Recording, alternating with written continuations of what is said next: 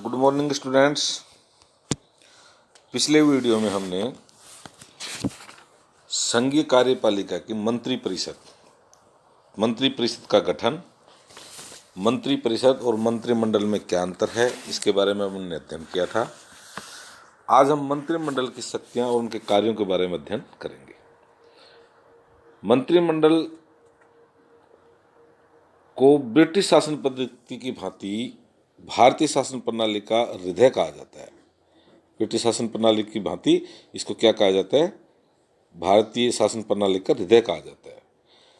British मंत्रिमंडल के संबंध में विविध उक्तियां भारतीय मंत्रिमंडल के संबंध में भी लागू होती हैं।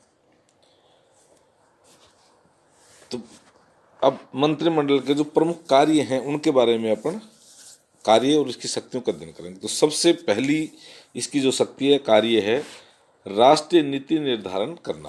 राष्ट्र की नीतियों का निर्धारण करना मंत्रिमंडल का कार्य है, उसकी शक्ति है। मंत्रिमंडल का सबसे महत्वपूर्ण कार्य राष्ट्रीय नीतियों का निर्धारण करना है।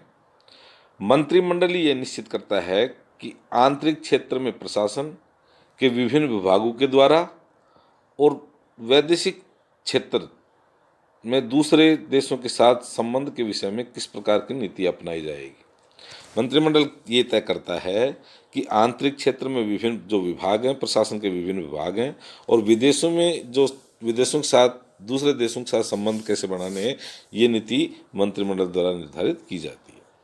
मंत्रिमंडल के द्वारा नीति निर्धारण करने के बाद संबंधित विभागों के द्वारा इस नीति के आधार पर विभिन्न विधेयक संसद में प्रस्तुत किए जाते हैं। मंत्रिमंडल ने जो नीतियां निर्धारित कर दी, उसके आधार पर विभिन्न विधेयक संसद में प्रस्तुत किए जाएंगे। इस प्रकार कानून निर्माण का कार्य बहुत कुछ सीमा तक मंत्रिमंडल की इच्छा के अनुसार ही होता है। प्रशासनिक नियमों का निर्धारण भी कैबिनेट करती है। प्रशासनिक नियमों का निर्धारण भी कौन करती है? कैबिनेट करती है। और किसी भी कानून का निर्माण करने का सबसे महत्वपूर्ण दायित्व किसका होता है? मंत्रिमंडल की इच्छा के अनुसार होता है, और प्रशासनिक नियमों का निर्धारण भी कैबिनेट ही करती है। दूसरी शक्ति है राष्ट्रीय कार्यपालिका पर सर्वोच्च नियंत्रण। राष्ट्रीय कार्यपालिका पर सर्वोच्च नियंत्रण कैसे? अपन ने इससे पहले पढ़ा था, सैद्धांतिक दृष्टि से जो संघ सरकार की समस्त कार्यपालिका शक्तियां किसमें निहित होती हैं? किसके हाथों में होती हैं? राष्ट्रपति के हाथों में होती हैं। लेकिन हमने ये भी देखा था कि व्यवहार में इस प्रकार की जो समस्त शक्तियों का प्रयोग मंत्रिमंडल के द्वारा ही किया जाता है। शक्तियां तो निहित कार्यपालिका की शक्तियां किसमें निहित होती हैं? राष्ट्रपति में, लेकिन मंत्रिमंडल द्वारा ही उनका प्रयोग किया जाता है। मंत्रिमंडल में विभिन्न विभागों के अध्यक्ष होते हैं। मंत्रिमंडल में विभिन्न विभागों के अध्यक्ष होते हैं। वे अपने विभागों का संचालन करने और उनके कार्यों की देखभाल करते रहते हैं। वे अपने विभागों का क्या करते हैं? मंत्री संचालन करते हैं और उनके कार्यों की देखभाल करते हैं। मंत्रिमंडल ही सरकार की नीतियों को कार्यान्वित करने के उद्देश्य से विभिन्न विभागों को एक सूत्र में बांधता है। व्यवहार में राष्ट्रपति के अधिकारों का प्रयोग मंत्रिमंडल ही करती है। इसलिए युद्ध, शांति या वैदेशिक नीति से संबंधित प्रश्नों का निर्णय करता है। इस प्रकार मंत्रिमंडल देश की सर्वोच्च कार्यपालिका तथा राष्ट्रीय नीति का निदेशक होता है। अध्यादेश तथा प्रदत्त व्यवस्थापन के कारण मंत्रिमंडल के अधिकार और बढ़ जाते हैं। अध्यादेश जारी करने का अधिकार तो राष्ट्रपति को है, लेकिन व्यवहार में इसका प्रयोग मंत्रिमंडल द्वारा ही किया जाता है। तो इसका दूसरा कार्य क्या है? दूसरी शक्ति इसके पास क्या है कि राष्ट्रीय कार्यपालिका है, संघ सरकार की जो राष्ट्रीय कार्यपालिका है, उस पर सर्वोच्च नियंत्रण किसका होता है? मंत्रिमंडल का। तीसरा कार्य है इसका मंत्रिमंडल का समन्वयकारी कार्य। तीसरा क्या है? समन्वयकारी। समन्वयकारी का मतलब जो विभाग विभाजित है उनमें आपस में समन्वय, एकता स्थापित करना। प्रशासनिक सुविधा के लिए सरकार क्या करती है? विभिन्न विभागों में विभाजित हो जाती है, और विभिन्न विभागों में विभाजित होने पर भी सरकार में एक प्रकार की आंगिक एकता पाई जाती है। सरकार में क्या पाई जाती है? आंगिक एकता। और सुशासन के लिए प्रशासन के विभिन्न विभागों में समन्वय नितांत आवश्यक है। अच्छे शासन को चलाने के लिए विभिन्न जो विभाग हैं उनके अंदर समन्वय स्थापित करना आवश्यक है। ये जो समन्वय स्थापित करने का कार्य कौन करता है? मंत्रिमंडल द्वारा ही किया जाता है। मंत्रिमंडल समस्त विभाग के नीति संबंधी समन्वय स्थापित करता है और इस बात का प्रयत्न करता है कि मंत्रिमंडल के समस्त विभागों में नीति व अधिकार क्षेत्र संबंधी विवाद उत्पन्न न हो तथा उनके द्वारा परस्पर सहयोग किया जाए। विभिन्न विभागों के कार्यों में समन्वय स्थापित करने के लिए वर्तमान समय में मंत्रिमंडलीय समितियों की स्थापना की गई है। तो तीसरा इसका महत्वपूर्ण कार्य क्या है? मंत्रिमंडल में समन्वय स्थापित करना। मंत्रिमंडल में क्या है? विभिन्न विभाग हैं, विभिन्न विभागों में मंत्रिमंडल क्या है? विभिन्न विभागों में विभाजित है और विभिन्न विभागों में समन्वय स्थापित करने का कार्य भी किसका है? मंत्रिमंडल का। अगला है चौथा, वित्तीय कार्य। देश की आर्थिक नीति निर्धारण करने का उत्तरदायित्व भी मंत्रिमंडल का ही होता है। इस हेतु उनके द्वारा प्रत्येक वर्ष संसद के सामने संभावित आय व व्यय का ब्यौरा प्रस्तुत किया जाता है, बजट प्रस्तुत किया जाता है। बजट मंत्रिमंडल द्वारा निर्धारित नीति के आधार पर वित्त मंत्री तैयार करता है और वही उसे लोकसभा में प्रस्तुत करता है। अन्य वित्त विधेयकों को भी मंत्रिमंडल ही लोकसभा में प्रस्तुत करता है। वित्तीय कार्य क्या है इसके? संसद के सामने हर वर्ष संभावित आय और व्यय का ब्यौरा बजट प्रस्तुत करने का कार्य करता है मंत्रिमंडल। बजट वित्त मंत्री द्वारा तैयार किया जाता है और वही लोकसभा में इसको प्रस्तुत करता है। अन्य किसी तरह के जो विधेयक होते हैं उन विधेयकों को भी मंत्रिमंडलीय लोकसभा में प्रस्तुत करता है। अगला कार्य पांचवा, वैदेशिक संबंधों का नियंत्रण। विदेशों से जो संबंध होते हैं उनका नियंत्रण भी कौन रखता है? मंत्रिमंडल, कैबिनेट द्वारा रखा जाता है।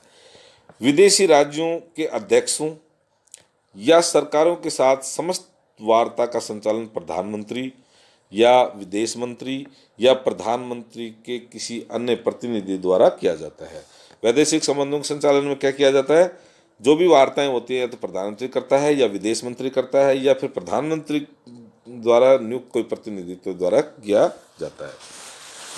जब इस वार्ता के परिणाम स्वरूप कोई संधि या समझौता हो जाता है, यदि कोई संधि या समझौता होता है तो संसद को उसके संबंध में सूचना दे दी जाती है। संसद को क्या दे दी जाती है? सूचना। और यदि आवश्यकता हुई तो संसद से उसकी सहमति भी प्राप्त कर ली जाती है। वैदेशिक संबंधों के संचालन में संसद की भूमिका बहुत ज़्यादा महत्वपूर्ण है, गौण है भूमिका। लेकिन कई बार गौण कैसे है? कई बार सरकार विदेशियों के साथ गुप्त संधियां या समझौते करती है और संसद को इस संबंध में सूचना भी नहीं दी जाती। वैदेशिक संबंधों के संचालन में गुप्तता की आवश्यकता होती है और इसी कारण यह कार्य कैबिनेट के द्वारा ही किया जाता है, संसद के द्वारा नहीं किया जाता। तो इसमें क्या था महत्वपूर्ण? वैदेशिक संबंधों का नियंत्रण। भाई विदेशों के साथ जो समझौते या संधियां होती हैं वो प्रधानमंत्री द्वारा की जाती हैं, लेकिन इसकी सूचना संसद को दे दी जाती है। लेकिन ये आवश्यक, और यदि आवश्यकता हो तो संसद से इसकी स्वीकृति भी प्राप्त कर ली जाती है। लेकिन इस मामले में संसद बहुत महत्वपूर्ण नहीं है, ये गौण है संसद, क्योंकि कई बार ऐसी गुप्त संधियां और समझौते करने पड़ते हैं। ये गुप्त संधिया समझौते की सूचना संसद को नहीं दी जाती हैं और इस गुप्तता की आवश्यकता के कारण ये कार्य कैबिनेट द्वारा किया जाता है, संसद के द्वारा नहीं किया जाता। और छठा कार्य है इसका नियुक्ति संबंधी कार्य। संविधान के द्वारा तो राष्ट्रपति को जिन पदाधिकारियों को नियुक्त करने की शक्ति प्रदान की गई है, संविधान के द्वारा तो उन पदाधिकारियों को नियुक्त करने की शक्ति किसको प्रदान की गई है? राष्ट्रपति द्वारा। लेकिन व्यवहार में इन पदाधिकारियों की नियुक्ति मंत्रिमंडल द्वारा ही की जाती है। मंत्रिमंडल के परामर्श से ही संसद के दोनों सदनों में, मंत्रिमंडल के परामर्श से ही संसद के जो दोनों सदन हैं, लोकसभा और राज्यसभा में, के मनोनीत सदस्य नियुक्त किए जाते हैं। राज्यों के राज्यपाल, उच्चतम न्यायालय के न्यायाधीश, उच्च न्यायालय के न्यायाधीश, महाधिवक्ता, महालेखा परीक्षक और सेना के सेनापतियों की नियुक्ति मंत्रिमंडल के परामर्श से ही की जाती है। हालांकि शक्तियां किसमें दी गई हैं? कार्यपालिका में, राष्ट्रपति में दी गई हैं, लेकिन वास्तव में इनका प्रयोग मंत्रिमंडल द्वारा ही किया जाता है। वास्तव में मंत्रिमंडल बहुत अधिक शक्तिशाली होता है और देश की समस्त राजनीतिक और प्रशासनिक व्यवस्था पर उसका अधिकार होता है। अब मंत्रिमंडल की बैठकें, मंत्रिमंडल की बैठकें प्रधानमंत्री की इच्छानुसार होती हैं। प्रधानमंत्री के द्वारा ही इन बैठकों का कार्यक्रम निश्चित किया जाता है। साधारणतया मंत्रिमंडल की बैठक सप्ताह में एक बार होती है, लेकिन विशेष परिस्थितियों में सप्ताह में एक से अधिक बार भी ऐसी बैठकें आयोजित की जा सकती हैं। इन बैठकों में सभापति का स्थान प्रधानमंत्री द्वारा ग्रहण किया जाता है। बैठकों की समस्त कार्रवाई गुप्त रखी जाती हैं। मंत्रिमंडल की बैठकों में जो कुछ भी निर्णय लिए जाते हैं वे मंत्रिमंडल के सभी सदस्यों के लिए अनिवार्य रूप से मान्य होते हैं और मंत्रिमंडल का कोई सदस्य त्यागपत्र देकर ही इन निर्णयों का विरोध कर सकता है। तो मंत्रिमंडल की बैठकें प्रधानमंत्री के नेतृत्व में होती हैं और मंत्रिमंडल इसका विरोध नहीं करता। यदि कोई सदस्य विरोध करता है तो वो पहले मंत्रिमंडल से सदस्यता से त्यागपत्र दे, उसके बाद ही निर्णयों का विरोध कर सकता है। तो ये थी मंत्रिमंडल की शक्तियां और उसके कार्य।